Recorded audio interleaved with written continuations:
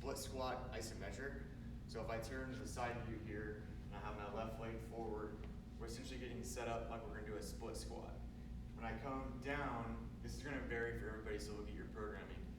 If you are somebody that's kind of coming off of a season versus somebody that's in the season, maybe you're a basketball player versus an offensive lineman in football, everyone's gonna have a little bit different positioning.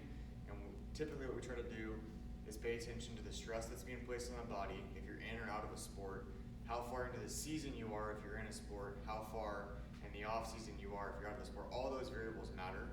So look at your programming.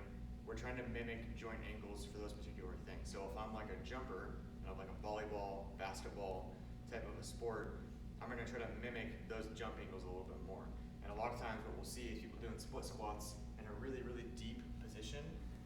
When you go to jump in those sports, typically what you'll see is most athletes don't actually even get in that much depth.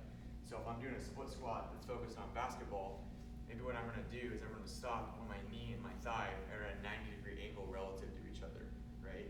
So I'm literally in this position, and I would start with body weight and go for a set hold. Your programming will tell you how long the holds are, if you should add weight, those types of things. Obviously you wanna do both sides. A lot of the jumping sports don't happen off of 2 feet, and a lot of the weight room based things that most people do is based off of 2 feet. So this is a good way to kind of introduce some jumping strength and joint specific angles, which then transfer over to the sport.